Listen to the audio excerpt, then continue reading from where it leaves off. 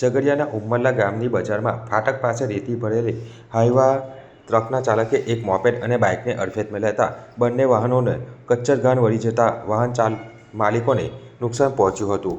ઝઘડિયા તાલુકાના ઉમરલા ગામે રેતી ભરેલ હાઈવા ટ્રકોના કારણે વધુ એક અકસ્માત સર્જાયો છે. રેતી ભરેલા ભારે વાહનો બેફામ રીતે દોડતા હોવાથી અવારનવાર અકસ્માતોની ઘટનાઓ બની રહી છે, જેને લઈ સ્થાનિકોમાં ભારે પરેશાન છે. ત્યારે આજરોજ પાણેથા તરફથી રેતી ભરેલ હાઈવા ટ્રક ઉમરલા 4 રસ્તા તરફ જઈ રહી હતી. તે દરમિયાન ઉમરલા ગામમાં રેલવે ફાટક નજીક આવેલ દુકાનદારોની બહાર પાર્ક કરેલી એક એક્ટિવા અને એક બાઇકને ટ્રક ચાલકે અડફેટમાં લેતા બંને વાહનોનો કચ્છરઘાણ વળી જતા ભારે નુકસાન થયું હતું. ઘટના બાદ સ્થાનિક લોકોએ ટ્રકનો પીછો કરી તેને રોકી અને ડ્રાઈવરને નીચે ઉતાર્યો હતો. સ્થાનિકોનો આક્ષેપ છે કે ટ્રક ચાલક નશાની હાલતમાં હતો.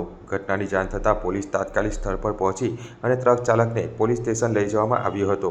ત્યારે સ્થાનિક લોકોએ રેતીના વાહનોની અવરજવરના કારણે થતા અકસ્માતોને લઈ પોલીસ તથા વહીવટીતંત્રને આ બાબતે ગંભીરતાથી પગલાં લેવા અને રેતી ભરેલ ટ્રકો પર કડક નિયંત્રણ મૂકવાની માંગ કરી છે. નામ જગદીશ રમણલાલ શાહ. મારી દુકાનની બારણામાં મેં મારી પોતાની ગાડી પાર્ક કરેલી હતી ભીતને અડતીને, અને ડ્રાઈવર બેફામ આવતો હતો રેતી ભરીને ગળી, અને બાજુની અંદર સુરેશભાઈની દુકાન હતી, એના પતરા બી તોડ નાખ્યા, અને મારી ગાડી અને મિતેશભાઈની ગાડી બંને અંદરથી હતી, રોડની બિલકુલ નીચે, તો પણ બંને ગાડીઓને અથાડીને જતો રહ્યો છે. અને પછી આગળ ફાટક કને ઊભો રહ્યો અને ડ્રાઈવર બિલકુલ ડ્રિંકિંગ હતો, એટલે ઉતરતા એને વાલ લાગી એમ, એટલે ગબડી પડ્યો હતો. બાકી એને કોઈને જાનહાનિ થઈ નથી, કેમ કે બધા અંદર હતા. કોઈ અમારું કસ્ટમર જો બહાર ઊભો હતો તે અત્યારે ખલાસ થઈ ગયો હતો.